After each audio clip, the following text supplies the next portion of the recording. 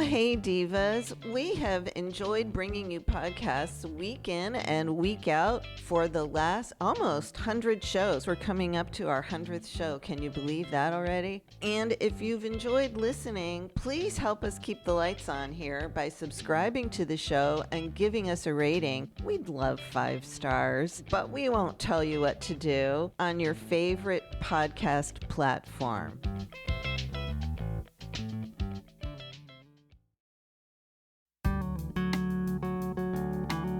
Welcome back to a deeper dive with me, Dara Cam. Today, we have a great show in store for you. We're going to get a deep dive into vertical living. Vertical living. Today's special guest on a deeper dive is State Rep Vicki Lopez. She is now the Condo Queen. She is going to give us the down low on the latest changes to Florida condo law and some of the pluses and minuses. We'll hear a lot about that issue from her. We'll talk a little bit about the 2024 elections and a trip to Israel that she and several other legislators recently made. Stick with us. You don't want to miss it. State Rep Vicki Lopez.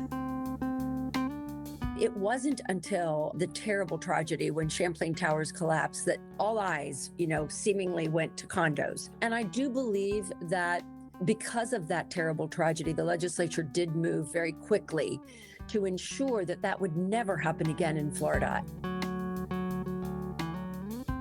You're listening to Deeper Dive with Dara Cam, a podcast by the News Service of Florida. Let's dive in. Okay, divas, we got a friend of the show back with us today. I am super thrilled to have special guest, State Rep Vicki Lopez. She is, as you have heard me say before, one of my OGs. I have to say, Vicki, and I call her Vicki because we do go in the Wayback Machine, that your 2-part podcast that I did with you a year ago or more is one of the Divas' favorite episodes. Yeah, people loved that. So thank you for joining us again.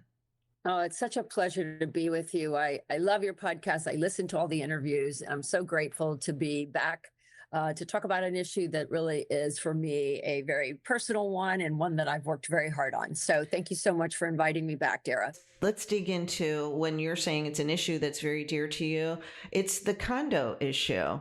Somebody I was talking to this morning, when I told them that you were going to be my guest, they said, well, I think they're calling her the Condo Queen.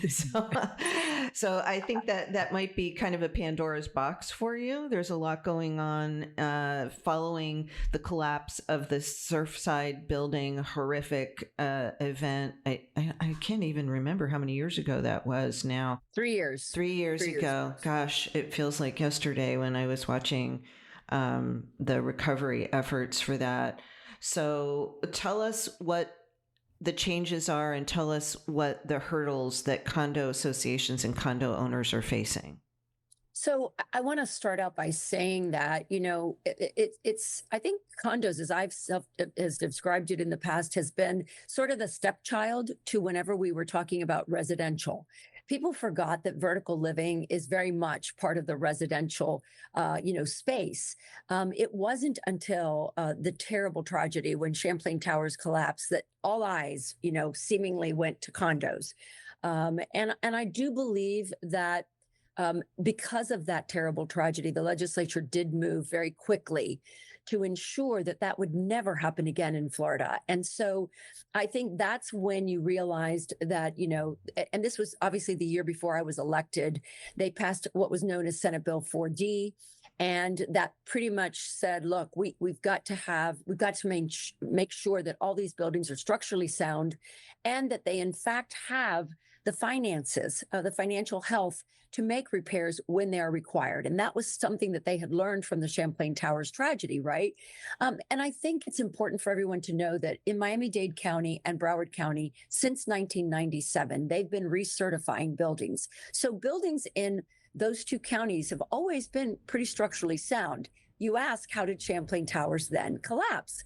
Because they were using a threshold of 40 years. We now in the legislature decided that certainly was too long. So the legislature said, we're going to start inspecting those at 30 years. You mean every 30 years, or they're going to start expecting them after they're 30 years old? So when they are 30 years old and 10 years thereafter. I so see. every 10 years, right? Because, things can go wrong. And the vast majority of condominiums, believe it or not, in Florida are 30 plus years old, right? I believe it because I grew up down there in the 305 and actually in Broward, but right on the county line. And they were there when I was a kid, which was 100,000 years ago. Well, and remember that also if you move up the coast, like to Daytona Beach, Volusia County, there were tons of them. And they were part of the whole, 1970s, let's build these retirement, type of spaces, right? So people were retiring to Florida and they were retiring in a condominium. And here's the problem. The statute for years said you had to reserve, but it also said you could waive reserves. So what would a retirement community do? Of course, they're waiving reserves. They probably thought, look, I'm going to kick the can down the road. I'm probably not going to be here when those repairs have to be made. And so what ended up happening was we learned that 40 years was too much. But here's the problem, that out of the 67 counties, only 2 counties have actually been recertifying buildings. And I'm talking about all buildings, whether they were commercial, condos, apartment buildings. So in those 2 counties, you're pretty much assured that there has been some, obviously recertification. Which is safety, which means they're safer. Yeah, they're structurally sound. Right. You're okay. You're not in an unsafe structure, right? But the problem was that they never, cared about whether you had the money or not, because whatever repairs you had to make at the recertification was indeed called a special assessment. And no one had a special assessment, right? So that became sort of the, oh my gosh, there's something going on here. And of course, when Champlain Towers, falls, they know that they didn't have any reserves to make any of the repairs that were required. And they were in the millions of dollars. And they were bulking. I mean, they were told they needed to make these repairs. Oh, absolutely. And they did not want to. Well, they didn't have the money either. Right. Not only did you not want to, right. but even if you wanted to, Fair enough. Required Fair to. enough. So what ended up happening was the legislature said, okay, no more. We're going to have not only milestone inspections at 30 years, and I do want to say that there's a caveat there. If they gave local governments, we gave local governments the ability to move down to 25 years, which I think is important as well. So if local governments think, look, because we're on the coast or because we think that, it may require a much sooner. A shorter. Yeah, we've given them that. So I feel comfortable that now those milestone inspections, although I must say that if you've never recertified a building in those 65 counties, what on earth will we find when they do those milestone inspections? What will the special assessment look like? Right? In some cases, it's 30 million. In some cases, it's 2 million. So I'm trying to collect data on these new requirements of, okay, so how many have had to do the milestone inspections and what have their special assessments been?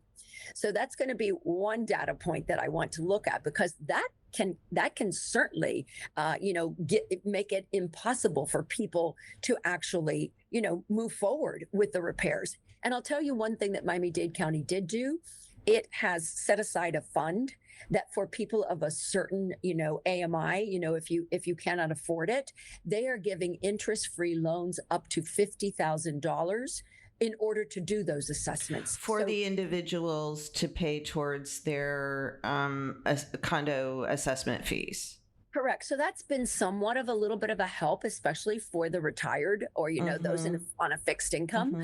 But otherwise, you either have to take a loan out on the equity on your condo, or your condo board has to take a loan out and then you have to repay it. So there are options. But again, if you're on fixed income, you have not prepared for this very large assessment. And now set that aside because that's one assessment. Because Before we move forward on that, you said you're starting to collect these data points. Have you begun doing that yet? What's your gut telling you about what people are getting, like the assessments, or do you have a sense of what we're going to see? Well, so I can tell you that I have heard, obviously, so everyone should know I have 667 condo associations in my district. Okay, that's a lot. It's a lot. That's extra. That's extra. No, it is. And I don't know that I actually have the most. I mean, I would encourage all my colleagues to start mapping theirs because, you'll know the magnitude of what we're dealing with. Not all of those, though, are going to be ones that, like, I think doesn't I'm sorry, the name of what you're calling that inspection. The milestone inspection. That, I think, does that only apply to a certain number of floors? So if they're 2 stories, then they wouldn't have to. Correct. Right. Okay. So the milestone inspection, let's be clear. Let's clarify that. You have to be 3 stories or more. Right. But listen, that's a lot of them because I even have some old condos that are like 4 stories, 5 stories. Mm-hmm. They're going to have to do it. So that's one. That's like I say, it's kind of a perfect storm. It's not one thing. It's not 2 things. It's 4 things. So the milestone inspection is one thing, which could create a special assessment if you don't have reserves. The second one is the increase in property insurance. In many cases, remember, condominiums are on the coastline for the most part, right? And they're the first line that gets hit when a hurricane comes. Insurance companies have been very reticent to insure these very old buildings, right? Of course, they haven't been hardened. So the majority of what's known as commercial residential, which is what condominiums are in the insurance world, are insured by citizens. Of course. So citizens has the bulk of what I consider to be the risk of these very old buildings. So insurance has gone way up, in some cases 150%, in some cases 200%, if they can get insurance at all. The Citizens just approved another 14.5 rate increase, and that's not for second home. So if you're talking a much higher increase for people who these condos might be a winter home, right? Correct. And so, and in most cases, people do live in them, right? So they're getting an increase in property insurance. All right. So now we have 2 types of increases. Here comes the third. There's always been what we call deferred repairs and maintenance. You have to replace the carpet in the lobby or in the hallways. You have to, do something with the pool. You want to clean, maybe cleaning the parking garages. All of that are repairs and maintenance that you should be, reserving for. So that is another assessment that should always be done because guess what? That helps to maintain the building. Many people want to actually waive those, and those are waivable still under current law, right? But that if you're a responsible board and you want to maintain your building, you will reserve for them. So that's the third reserve. And here comes the new reserve called the Structural Integrity Reserve Study, affectionately known as the SIRS. And that SIRS is a prospective reserve document. So it says in statute, we have created 8 structural elements for which you must be fully funded. The reserves must be fully funded for those, and they're not waivable. Okay, so here, let me walk you through. Sure. Everyone must have a SIRS completed. If you're 3 stories or above, you must have a SIRS completed by the end of this year, by December 31st. No matter how old you are. No, absolutely. Everyone's got to have a SIRS now, so right? Baseline. So we have a baseline for everybody. Exactly. And what that SIRS will do is you'll have it done every 10 years, right? So let's say, and I like to use the example of a roof. A roof is one of those structural integrity reserve elements. If the SIRS says your roof has a useful life left of 10 years, and we estimate it will take $1 million to repair or replace that roof at the end of its useful life, you must start reserving for it on any budget that you pass on or after January 1st of 2025. Okay, so this is a new reserve. You would have to start collecting $100,000 every year for the next 10 years just for that structural element, so that at the end of 10 years, you've got $1 million in the bank. That's fully funded. Now, those reserves could be up to, I mean, I'm hearing numbers like I need to come up with 134,000. I need to come up with 60,000. People just don't have this kind of money. And if you are on a fixed income, you did not plan for this. Right. And this is just for that one structural element, the roof, Correct. for example. Yes. You could have, all the other ones that are, the 8. So I worry that it's all 4 of them coming to a head at one time. And I have cautioned prospective condo buyers, ensure that you understand what your financial responsibilities are going to be before you purchase that But condo. how can you know if you haven't done this SIRS yet? How do you know what your responsibility is going to be? Which is why I'm saying delay purchasing one till you do. We will know. Oh, realtors. So, I mean, listen, but realtors also are responsible to ensure that a prospective buyer knows all of the financial obligations, right? There's no way that we can tell them. Now, some buildings have completed it. I would say about 25-30% of people that I'm talking to have completed them. So that's great.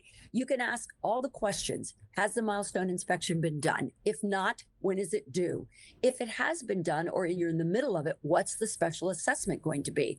I mean, what I'm hearing from people is I bought 6 months ago and now I'm being hit with this huge assessment that I didn't know anything about. And I said, that is the biggest problem because you're caught by surprise. What may have been affordable years ago is no longer affordable today. So what are you going to do about it? Are you thinking of legislation that would require more of a disclosure or? So no, the legislation has required the disclosure. So every prospective buyer now must receive a copy of the milestone inspection, including if you're a current resident. You have to be given a copy of that milestone inspection so you understand what is being asked of you, right? What are the repairs that need to be made as a result of the inspection and how much is that going to cost, right? So that's one thing. You're also required to get a copy of the SIRS so you understand what that assessment entails. And then, of course, you always get a copy of the budget for the deferred repairs and maintenance, and you obviously always get a copy of the property insurance. Now, let's talk about access to records, right? Because that was part of House Bill 1021. Many condo owners complained to the Department of Business and Professional Regulation that they could not access the records they were entitled to. Today, the new law is if you have 25 or more units in a condominium, you must have a website. And we have detailed all of the documents that need to be on that website so that condo owners now, at any time at their own convenience, can view those documents, can download those documents. And then we added another provision that you have to meet, a condo board has to meet at least 4 times a year in order for people to be able to have a conversation with the board about, okay, look, I downloaded this contract. I have questions about it, right? There has been this sort of notion that condo boards have become adversarial with the very owners they represent. I don't think that's necessarily a new thing, though, because I've been reading DOA cases for many years, and some of the juiciest DOA, record, just in my mind, as somebody who reads a lot of court stuff, is these condo fights. They've been going on forever, but now you're talking, there's a much bigger price tag involved. Well, there is, and I think people have a right to know. So, when Senate Bill 4D was passed, we came in my first year as a legislator, we did Senate Bill 154, which actually brought a lot of clarity and transparency to Senate Bill 4D, which was passed very quickly, as you recall. It was a special session right after the collapse, right? Correct. So then this year, House Bill 1021 actually looked at governance because we heard so many complaints from people. And look, this, you can't broad brush and say every condo board has been adversarial, every condo board hasn't been responsible. There are many condo board members that I've spoken to that, listen, are doing a pretty thankless job, right? It's a full-time job.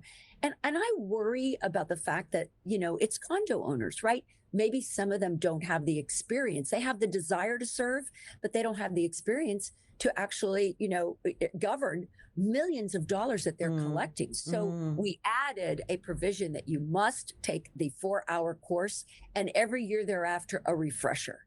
Because the Condominium Act has changed in many ways since the collapse, and so we want people to be well informed about what the law is. And listen, that's just a requirement for condo board members. I'm telling condo owners, you should know the law. You should know what your rights are. These courses are free. You should take them so that everyone's on the same page. But the other big complaint has always been about elections as well, right? That there's election fraud. So now there's criminal penalties attached to any willful and intentional, act of any election fraud. So people need to understand we're serious about ensuring that not only are condos safe and that you have the financial health that you need in order to make those repairs when you need to make them, but that you know how to govern yourselves accordingly. Do you think that you're going to need to do any glitch bills? Yes. I always say to myself, you never know what you missed until you start talking to condo boards and condo owners. And so the 4 stakeholders in any conversation around condos is obviously the Department of Business and Professional Regulations, the property managers, the condo board members, and condo owners. Now, this last year, we gave the department lots of money. We said, listen, we didn't understand, here's what I learned by talking to people. They would make a complaint to DBPR and they would get a letter back that would say not within our jurisdiction. And this was like constant. And I said, okay, I do not understand how you do not have the jurisdiction that we all believe you do. And it turned out there was a sentence in statute that diminished their authority once the developer turned it over to the condo boards. So then we said, all right, why don't you tell us this? Why don't you give us a menu of services that is aligned with those complaints you have received in greatest numbers? And they did. And they asked for about $7 million to do the job we all thought they already should be doing. So now there's no excuse. The department now collects currently $4 per door, which comes down to approximately $6 million or more. Now we're giving them an additional $7 million. With $13 million, I've told the department, you should have all the resources and tools you need to govern and regulate condos. So that should alleviate a lot of the frustration that condo board members had about, their complaints about their condo boards. But there is a new crisis, I think, also on the bend. And let's talk about it. There's a case down in my district, believe it or not. So let's assume for a moment. This is where she does what I love when she gets to the question before I ask it. Oh, sorry. Sorry, Dara. No, I'm glad. That's a good thing. It's called a conversation. Go. Because there's such a segue here. Yeah. Right. So what happens? Let's just assume. Now I've given you the lay of the land, all of these incredible expenditures that need to be made. And you're looking at really old buildings. So let's take a look at what's known as Biscayne 21, right? Biscayne 21 is a building in my district that was 60 years old. And like all 60-year-old or 70-year-old buildings, right? You're gonna find yourself having to do lots of repairs, because let's remember that in those days, that building was not built to code. Right? Because remember, after Hurricane Andrew, that's right. We end up passing a Florida building code. And then in Miami-Dade, we passed an even stricter building code, right? That's right. So whenever there's a milestone inspection, guess what? If you've got to bring the building up to code, imagine how expensive that is, right? It's going to be a hefty chunk of change. Oh, hefty chunk of change. So here's what happened at Biscayne 21. Like all these condo boards that are now being faced with, oh my God, we have to come up with all this money. The vast majority of owners say, we don't have it. We need to get out. Like the only other option is to try to sell your unit. Now, I will caution everyone, because I'm hearing from prospective sellers that their buyers can't get a mortgage from a bank because banks and obviously mortgage brokers don't want to give mortgages to buildings that don't have reserves, which makes sense. Why do they Right. want to take the risk? Right. Remember, there's risk everywhere. So it trickles out into the financial markets as well. So the banks don't want to give the loans. The insurers don't want to insure the properties. That's You can see where we're going, right. right? Right. So let's assume that the only other option that they may have by individually selling. Now, there was a case that I read about in the Cricket Club, which is not in my district, but in Miami-Dade County, where the milestone inspection, I believe, was $30 million. I would say half the building can afford it, the other half cannot. So the other half said, well, we'll start dumping our units. So I believe, and don't quote me on these numbers, but we're in the vicinity. You'll get my drift. Say that the unit went up for $450,000. There's one unit that sold for $175,000. Why, you ask? Because every prospective buyer said, "Are there reserves?" And when they found out the price tag, they said, "No way. I'm not going to pay market value plus be stuck with the reserve." Right. Right. Makes sense. Yeah. So they start decreasing. So it diminishes the value of the properties. Of course it does. So that means that you either have to sell yours on a fire sale to get out, or you have to try to find the money. And then if you do, what do you do? Because $175,000 in the 305 ain't going to get you a hill of beans. No, especially if you're on a fixed income and have no savings, right? So the case at Biscayne 21 was the owners said, we can't afford it. So the condo board actually solicited developer proposals to purchase them. So these are now called condo terminations. And, I've been talking to a lot of buildings who say, we may have to move to a condo termination, right? Because that is an option. In the declaration documents of a condominium, which declaration documents are like articles of incorporations for corporations, right? So that everyone understands a condo is like a corporation. You've set up your declaration documents that, describe all the facets of how you're setting this condo up. And then when the developer turns it over to the condo board, those are really like their governing document, right? It's like the articles. So most everyone has a termination document, a clause within those declaration documents. It talks about how you would go about terminating a condo. In the case of Biscayne 21, it said that they had to have unanimous, 100% vote of all of the owners, right? When they sell it, when they get the developer, they finally decide on a developer, and the developer actually pays 2 to 3 times market rate. Now listen to that. If you can't dump your property on the market, imagine you can sell it to a developer who's interested not in your building, but in the value of your land. They're going to just knock it down and... Yeah, I mean, no one's going to keep a 60. Listen, by the time you get to 30 and 40, your building doesn't even have the normal amenities that everyone demands nowadays, right? So you're not going to fix up a 60-year-old building. You're going to definitely tear it down and put a new building up. Right. So they offered this, and 96% of the people took the offer. Smart. I say very smart, right? The property is on Biscayne Bay. It's on 2 sides, unobstructed views. Wow. Incredibly valuable piece of property. For sure. Right? Because people will ask, why would they offer that kind of money? Well, you have no idea. That is the northern part of my district, and it is really absolutely beautiful. It's on the bay and right next to a beautiful park. Great. What happens? 10 property owners hold out. Now, mind you, I walk past this all the time because I walk my grandson to that park because my son lives up in that area. And I was seeing the building, getting the repairs. Right now, that building is a shell. It's uninhabitable because they began to do the repairs, to take it down. So here comes the 10 owners. They get a lawyer. They sue the developer.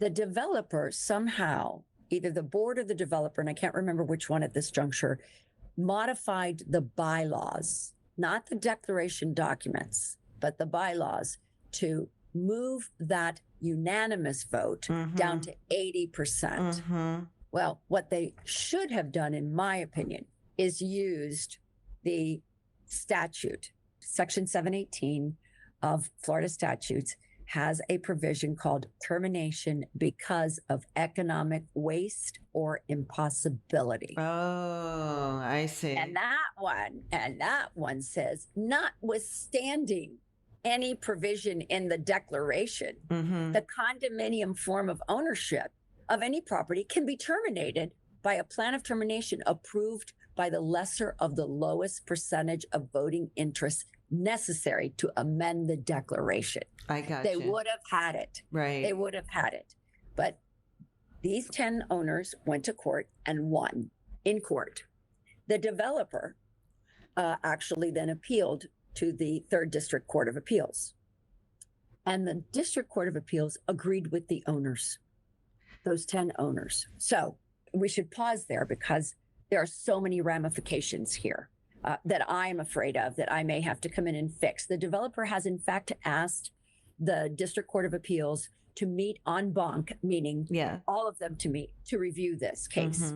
This has absolute consequences across the state because what in fact this is saying is that one owner can hold out and actually diminish the property rights of the other owners that want to sell and get out, right? Because your only other option then if you can't is go into receivership or foreclosure. But I don't understand what the motivation is of those 10 owners.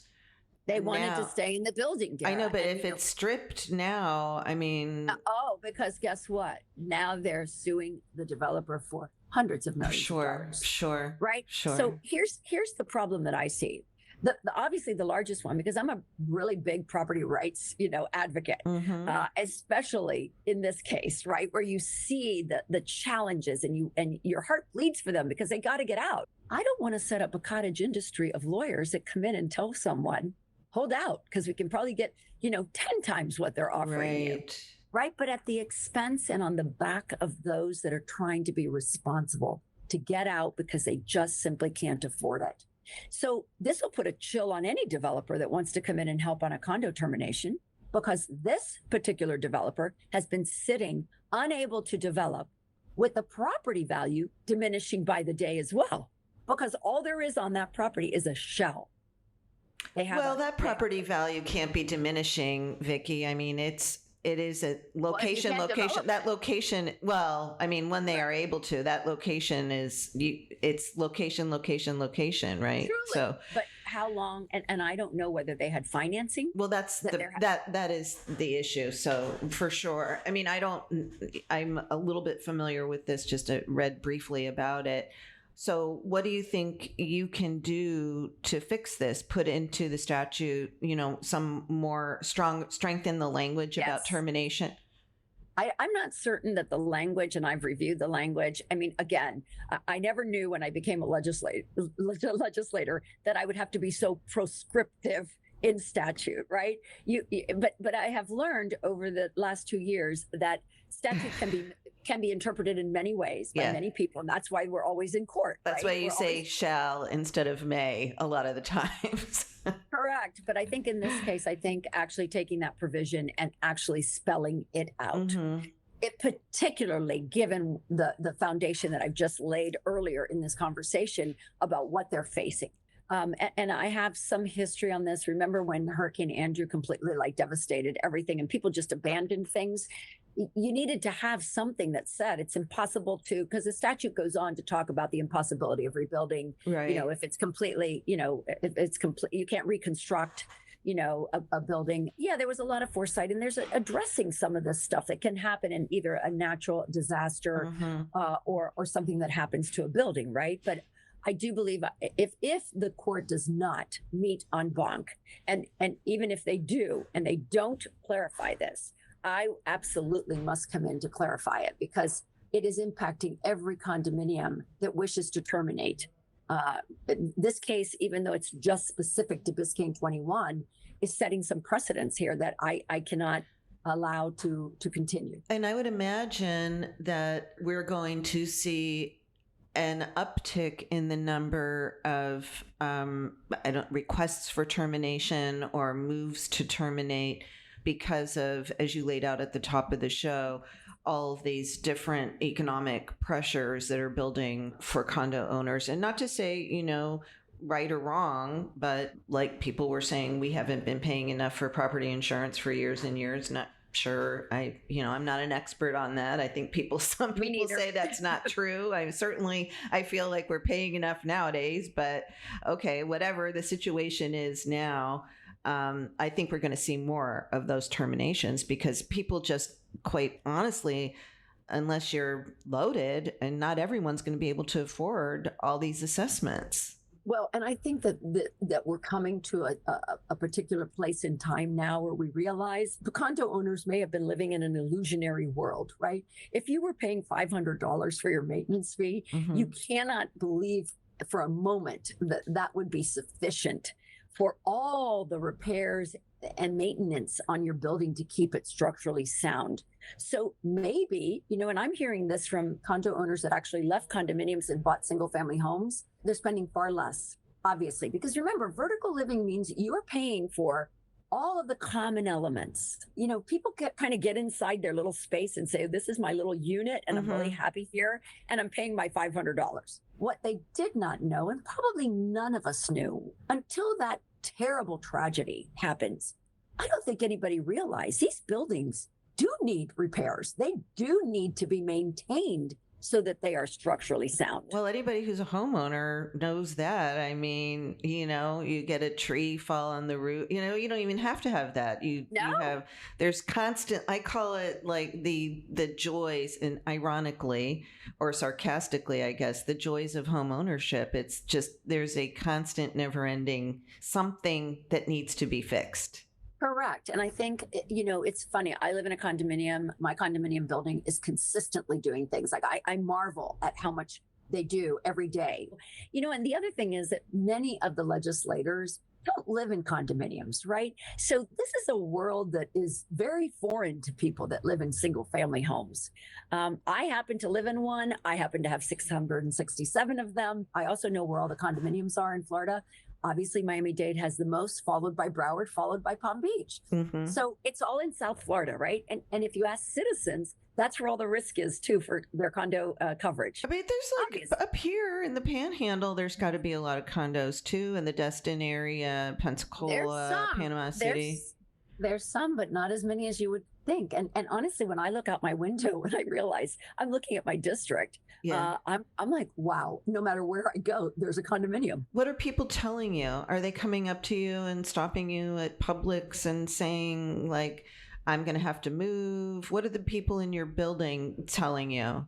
Well, the people in my building, because my building has always had reserves, they feel very comfortable. See, like that's the exception to the rule, or maybe not, Dara, because in addition to wanting to collect the information on milestone inspections and how much those special assessments may be, I'm even more interested in the SIRS. Right. How much are those looking forward into the future? What are we talking about? And is it a regional problem in Florida? Is it just in Miami-Dade, or is it statewide? I mean, I think we've got to map this out to get a really good sense of where is the most crisis. So right? Who's going to do that? I mean, are you going to get it? Okay. DBPR. So that's part of the statute, is that DBPR it can collect this data. So Senate Bill 4D and Senate Bill 154 ensured that the department actually knows now where all of the condominiums are. They did not have that before, which is interesting, right? It is interesting. I mean, they were regulating an industry and they didn't know where they were. They now have a database, although I will tell you that I have found condominiums that are not on their database, interestingly enough. Yeah, that doesn't surprise me. No, it doesn't surprise me at all. But when I went to map and if you saw my map, my district is very dense. Yes. They're like little dots everywhere. Sure. Like, it's almost scary to think that I have very few pockets in my district where they're just really single family homes. That is interesting. It really is. And I haven't looked at Rep Basabe's, District 106, but he's got from the beach to Aventura. He's farther south than you? No, farther north. He's farther north. He actually has the entire coastline. So he goes from Miami Beach all the way to Aventura. There's a ton of condos. Of course there are. Of course there are. So I don't know what his numbers are, but I can tell you that is an issue. It's funny. We don't really know what the extent of this crisis is going to be yet. because I don't have all the data, but that I know we're entering one is because I'm listening to people. And when you ask me, what are people asking me? I got to tell you, Dara, I don't wait for people to come to me. Since coming home from the legislature, I have been doing town hall meetings every single week. I have gotten to at least 70 condos now. And honestly, you're listening to people tell you their stories, right? Whether it's heartaches. So only 600 more to go. Only 600 more to go. I know. Because you can't, and what you hope is that people are really listening, right? They're informed. So you're telling them what you're telling us here today. 100%. Are they shocked? Do they come away kind of with their eyes popping out of their heads? I bet they do. They do. And quite frankly, it's funny. Next week, I'm doing 2 town hall meetings via Zoom for 2 condos on Brickell that need to understand the SIRS. And I'll tell you, I feel for the condo board members. They're actually following the law, and the condo owners think that they're making all this up, that there's no need for this, right? So I'm now having to go out there to say, no, your condo board's actually being responsible and complying with the law. Right. They don't even know that this has been actually passed, on the original Senate Bill 4D and why it was passed. Wow. It's incredible. Wow. I know. You have your work cut out for you, I guess. Well, like I say, I am working on Condo 4.0. Yes. You ask, how can this be? Yes. But condominiums, and to Speaker Renner's credit, he said, this is like doing a statute. You got to get it right, but it takes time, right? So Senate Bill 4D, then we got it right with Senate Bill 154. Then we did House Bill 1021. Now I'm out there listening again on a listening tour, and I'm hearing where I may have missed things, right? And I'm grateful. I got to tell you, I'm so grateful to have such a good partner in Senator Jennifer Bradley, who, runs the condo bills in the Senate. Yes. Even though she doesn't have an extraordinary amount of condos, I mean, she actually chuckles when I tell her how many I have. And of course, she doesn't hear from a lot of people because she doesn't have a lot of condos, but she is a great partner who absolutely understands the issue, despite not living in a condo, despite not having a lot of condos in her district. So that really helps me. I got to tell you, got to have a good partner in the Senate to move legislation of this magnitude.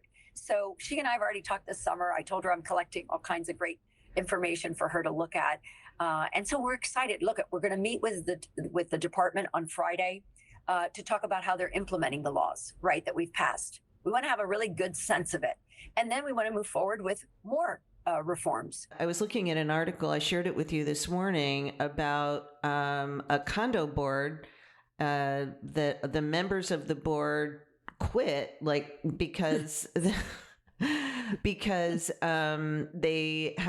needed a $60,000 special assessment, and the homeowners were up in arms about it, and so the whole members of the board resigned en masse. Is that something that you're seeing going on, or is that? I am definitely hearing that. Now, I know that people say 60,000 isn't a lot. It's all relative. It's relative to the number of units in a building. It's relative to the people that live there.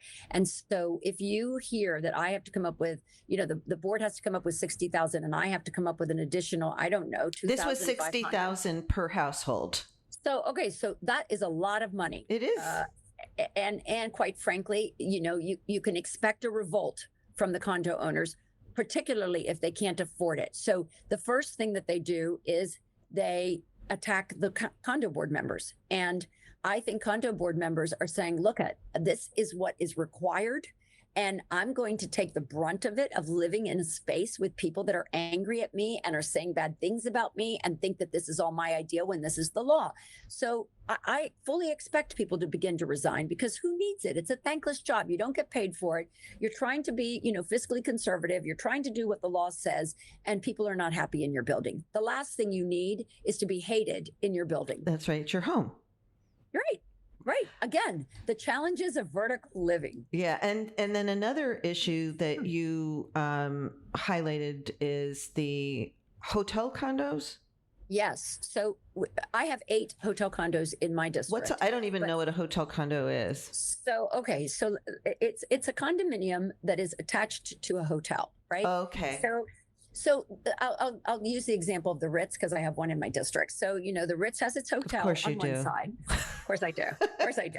I have 8 of them. So you're attached to a hotel, a separate entrance for the residences of the condominium, and then of course a separate residence for those that are just, patrons of the hotel. Mm-hmm. Okay. So let's take the Ritz. The Ritz is a brand. You supposedly buy your condominium there because you know that the value of your condo is going to kind of be aligned with that Ritz brand, right? Which is very high end. So that means that the common elements are usually very high end. Mm-hmm. So instead of tile, you probably have marble, right? Right. You have all of I always say the amenities of the brand, and the hotel's required to keep that brand status all the time. Right. So we go back to the declaration documents, the famous declaration documents. In a condo hotel, the hotel is the principal owner of the property, right? And you, the condominium owner, own your unit. The declaration documents actually describe, and this I've heard, where you don't own your balcony. The condo does. The hotel does. You are, though, responsible for any repairs to that particular balcony or to the common elements or to the pool. It's all spelled out in the declaration documents, right? So let me give you an example. Let's say I buy a condominium in the Ritz. I think I'm buying a condominium like any other condominium, right? Except that once I buy, I get this really hefty assessment for things that I don't have any control over, right? Because I don't control the hotel. Right. But I'm required to help pay for those things. Huh. Yes. So House Bill 1021 increased the transparency. Now a prospective buyer must understand what they're buying and what they're responsible for. Now, there is controversy around this, and I want to try to fix it in this next session coming up, because apparently there was a case of a hotel in Miami Beach where the owners won their lawsuit against the hotel for what they considered to be expenditures that were completely not appropriate, let's say, right? The bill actually was retroactive. So it reversed their standing. Oh, right. Right. And so I want to make sure that people understand, because there's been a lot of misinformation out there about this particular provision of House Bill 1021. It was meant to be a very transparent, because, again, if you know me, I think everything should be out in the open, out in the light, and certainly in a real estate transaction. But I am committed to working with people to ensure that the hotel doesn't take advantage of condominiums, which is what I'm hearing now. I have a hotel in my district, the Epic, and I'm hearing already from owners that the hotel is charging them for things that are just outrageous. Oh, wow. Huh. Right. So Okay. again, full transparency of knowing what it is you're buying. Buyer beware. Yes, buyer beware if you're moving into a condo hotel. And, it's funny because I had someone call me thinking that House Bill 1021 was usurping the declaration documents. And I said, absolutely not. We do not have the jurisdiction to do so, nor would we get involved in someone's declaration documents about how the condominium was originally created. What we're trying to do is provide transparency. But if, in fact, there has been an unintended consequence where we have not allowed, condo owners to have some say if it's absolutely egregious, then we need to make sure that we can do that. So look for that to be involved in Condo 4.0 as well. But that is a big deal as that becomes more and more common condo hotels. We'll be right back with the Condo Queen, State Rep Vicki Lopez.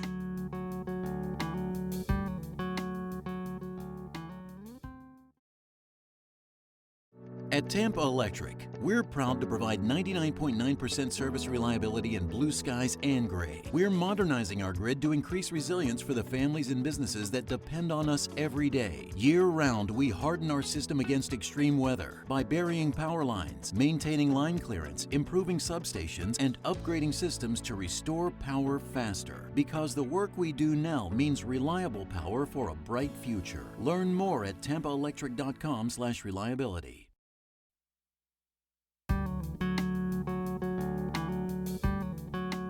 And we are back with Vicki Condo Queen Lopez. Thanks so much for the roundup on the condo issues. I know it's really important to you, and there are 2.5 million people living in condos in Florida. That's like about a tenth of our population, more than a tenth of our population. So it affects a lot of people. It does. And really appreciate you filling us in on all that. But before we leave, I just wanted to ask you about a couple of other issues. We're in an election year. You're down there in the 305. You mentioned Representative Basabe, your Republican colleague. That's an interesting race. He's facing off against former state rep Joe Saunders, who now there's a Democrat running against Joe. His aunt, I guess that's his aunt, Mo Saunders. That's what I hear. Mo Saunders. So, can you give us any scoop on what's going on in the races down on the ground down there? Well, it's funny. I have my own race. You do. You have a race too. You have a Democrat. I do. So I stay so focused on my own district. I have been very helpful when he has called upon me to help with condo issues. And quite frankly, that goes to a lot of our colleagues across the state. I am known as the Condo Queen. It wasn't a title that I necessarily wanted to, accept. But, it's done now. You've got the tiara. You got to own it. Oh, God, Dara. It's really, I even have the sash, that goes across my body. But, I think in his case, I haven't heard much about his race, to be honest with you. I know he has a primary. I know that Joe has Mo, and that's obviously going to be a race to watch. But, I think in his district, condominiums are a big deal. And again, when he has called upon me, I've tried to be very helpful because in the end, if I'm the subject matter expert in the House on this, I have to be willing to go outside of my district to assist people. And I think my colleagues would tell you that every time they call, I try to help. So condos will be a big issue, I think, in that race as well. Sure. A couple of more questions before we wrap up. I've been having some fun with this question. I think it might be the last time I use it because people are going to start expecting it. But what is something nobody knows about you? It's interesting. I think that nobody knows that. And it's funny, my life's been sort of an open book. So there's lots of things that people know about me, but I don't know that everyone knows that I am a certified coach, a life coach, and was doing that prior to getting elected, in addition to being a good lobbyist and consultant. So it's the one thing that I very much have enjoyed. I try to help people, and I think that skill set has helped me in my current role as a legislator, believe it or not. I'm able to talk with people and sort of drill down on things without judgment. That's and a lot of problem solving, I would imagine, involve goal setting and problem solving in life coaching. There is, and I think, I was always a person who worked across the aisle in the work that I was doing. And that you and I obviously were very involved in the criminal and the criminal reform work that I did, the criminal justice reform. But, you're right. I think for me, it's a function of always trying to be collaborative, always trying to find solutions, right? So that's all part of the life coaching, right? Without judgment, right? There's no judgment. Listen, there's nothing in my world, there's nothing good or bad. It's all a great experience. And I'm excited to bring that skill into the House. Thank you for that. You mentioned that you were involved in the process before you were elected 2 years ago. And I'm wondering what the biggest surprise was, as somebody who is familiar with the lobbying and with the Capitol and been up here for many, many years, been in office before. What was the biggest surprise when you joined the House? So I think it's actually having been privy to, information that lobbyists don't have, right? Because you're not in the inner circle. So, and I've been very fortunate to have had a lot of support from leadership. So I've had a lot of conversations with leadership. And so understanding really the depth of their positions and their vision is something that a lot of lobbyists don't always have access to, unless you're super, super close to some legislators, right? But it's funny because there are times that I'm sitting at my desk, Dara, and I go, oh my God, I'm that person that I always came to try to lobby on. And today, because I was a member of the lobbying corps, the one thing that I enjoy most when my lobbying friends come to see me is that it's not that I don't understand the process, right? They know that I know. I think pretty much everybody in Tallahassee knows Vicki knows what she's doing. Right. It's the ability to strategize with them. If it's a good thing, how do we get there? How do we get to the end? So a lot of my meetings are about strategy, which not briefings, but strategy. More collaboration. Yeah, and I really do enjoy it. I love seeing it when the lobbying corps comes to see me because we're like one big family, as you know. I do know. I wanted to finish up. You were among a bipartisan group of House and Senate members who recently traveled to Israel. What can you tell us about your experience there? And what do you think Floridians need to know that we don't know? So first of all, I think everyone knows I've been unapologetically pro-Israel. I've been a supporter and defender of the Jewish people. So for me, it was meaningful. I'd always wanted to go. I thought that it was a perfect time to go in the midst of this war that they find themselves in. And I have to say that the resilience of the Israelis, and I mean not just Jews, I think people need to understand that although Israel is a Jewish state, we have Muslims living there, we have Christians living there, we have Bedouins, we have Druze, we have a lot of people that consider themselves Israelis, and they are on the front lines as well. They're members of the IDF, the Israeli Defense Forces. They feel very Israeli, and I think that's certainly one thing that most people don't understand, because we always say, oh, it's just the Jews. Yes, it's predominantly a Jewish state, but they live and cohabitate very well with others in that particular state. I also believe that they're incredibly resilient. They understand. I found young people, but I think because they have to serve military service, both men and women, I had many conversations with young people, and I was really stunned by the level of their maturity, the amount of information they understand about their political world, and the way that they are on defense every minute of every day. I wonder what would happen in America if you'd been invaded by a terrorist group.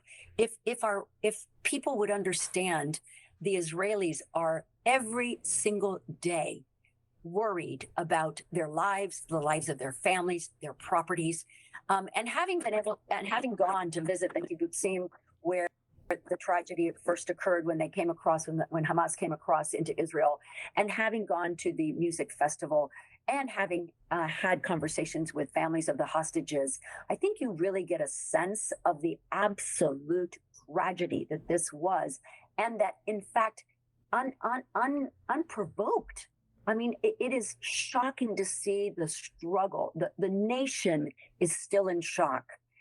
The pain. There isn't one person that I met that didn't know someone who lost their life on October 7th.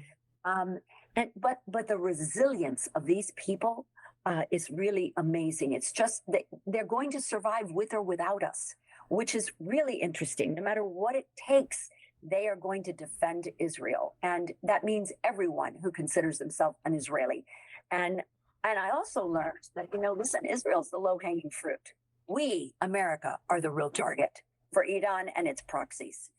And I think we have to take this very seriously. I'm proud to have been a Floridian. They knew a lot about our pro-Israel stance in Israel, which really was shocking that they're keeping track of what we're doing here in Florida. I think that was an incredible sense of, yes, what we're doing is making a difference, at least in the psyche of Israel. But we have to continue to be pro-Israel. They are the first line of defense. We need to get ready because Hezbollah is already in the Western Hemisphere. Mm-hmm. We do know from some of the intelligence briefings that we got that they've crossed the border. They are definitely recruiting people in South America. They're making Venezuela their home base. All they need now is the long-range missiles, and they can hit a button just like they're hitting it in Israel. And we've got to, as Americans, be prepared for what may come. And watching what's happening in Israel, I think, is somewhat of a precursor to what may happen here in America. So it was an absolute eye-opening experience, life-altering. Really proud of them for being so incredibly patriotic about Israel. But again, remember, where they don't have anywhere else to go. I mean, if you're a Jew now in Europe, with the anti-Semitism that's going on and lifting up in Europe, it very much feels like 1935, 1938. So you see an influx of Jews coming to Israel, despite that it's under siege, because as they say, where else can we go? So it was very meaningful trip. I hope to return again. Certainly there are conflicts within Israel's political world, which there was a lot of voice given to the fact that the Hasidims are not fighting, that they're given a pass while everyone else's life is on the line, and that they get government funding just to read the Torah. There is that internal conflict that we must understand, but that is something that they must deal with. But I did come home thinking it's not a bad idea for everyone to have some military service. I think it makes you a better person. It certainly makes you more aware of what can happen. And then the fact that I felt incredibly safe in Israel. You did, even though all of this is going on still as we speak, that you felt safe there. I did feel safe, and that's obviously to a credit to the people that organized the trip for us. But but if you're looking around, look at the police have M16s. The people, the military is required to have their weapon with them at all times. So people are walking around with these huge, wests. You can't imagine. I mean, I asked somebody, "Do you have any crime here?" And they said, "No, that it does not exist here. What we have is terrorists that want to kill us." So it's interesting how just the visual of people having these very large weapons. Yeah, I've been in countries where you see troops walking around just as a normal, in Guatemala, you would see guards like that, armed like that, just in front of a bank. It was. But this was everywhere. This was in the souk. This was on the beach. Yeah. Because they're required, even if you're not in uniform, if you're in the military, you must have your weapon with you at all times. Because guess what? You never know when you're going to need to use it. Yeah. Which is a sad commentary, because even children know that when the siren hits, you've either got 15 seconds, 5 seconds, 15 or 30 seconds to get to shelter. This is the way these people live. My tribe, they're survivors. We are survivors. Oh my God. And let me just tell you, you have a history of having to survive, having to be on the run. And I think it's sad that once you thought you had a state, that you're now having to defend it, even now in today's world. So. Well, thank you for sharing some of your experience with us. I am sure it was a life-changing trip. And thanks again, Vicki, for joining us on Deeper Dive. I'm looking forward to seeing what's coming in 2025. I guess you have a little election to hurdle first, but we'll be seeing you back here next year. And I can't wait to talk more about the condo sitch. Well, and I'm looking forward to talking to you about housing in general, because I want to run a comprehensive housing bill this year in the House to address the housing crisis that we're seeing. Live Local was an incredibly great start to address those that make between 80 and 120% AMI. But guess what? I am now talking and collecting data that is very clear that we have a crisis across the board. And those that make less than 80%, those that are between 60 and 80, there's not enough housing. This is becoming now not only an issue of housing, but it's an issue of keeping our talent Businesses are beginning to suffer as our children who are educated here are having to leave here because they cannot afford to live here. They can't enter the housing market. They cannot. I have friends whose kids are graduating from college and they're not staying. They're either living at home or they're leaving. And listen, we began this conversation around people like the nurses, the firefighters, the police officers, and the teachers. But I have news for you. We're talking about college graduates. I have two people that work for me, one that has 2 master's degrees, one that has a bachelor's. They're living at home. They could never live on their own. That is what I said. Yeah. How do you enter? And forget about it if you're on a single income. No, absolutely not. So I am now working with housing experts. And we have to incentivize. We need more inventory. The market will dictate what we pay when we are renting. We don't have enough inventory for the number of people that have moved to Florida. It's just that simple. So not only do I look and see I have a condo crisis, I have a housing crisis as well in general. So stay tuned for that. Well, lots to talk about. Thank you again, Vicki. It's great to see you. And thanks for taking the time to chat with us. Thank you so much for the invitation, and we'll see each other very soon. Thank you, Dara. Thanks for listening to Deeper Dive with Dara, a podcast by the News Service of Florida, hosted by News Service senior writer Dara Cam, and produced by me, Mike Exline. Music for the podcast was recorded by Periodic Labs, LLC. To tell us what you'd like to hear, what you've thought about the podcast so far, or even just to mention how awesome we are, we have a new email address and we'd love to hear from you. That's right. We'd love to hear from you. Email us at podcasts with an S at e.newsserviceflorida.com. I know it's a mouthful, but it's podcasts with an S at e.newsserviceflorida.com.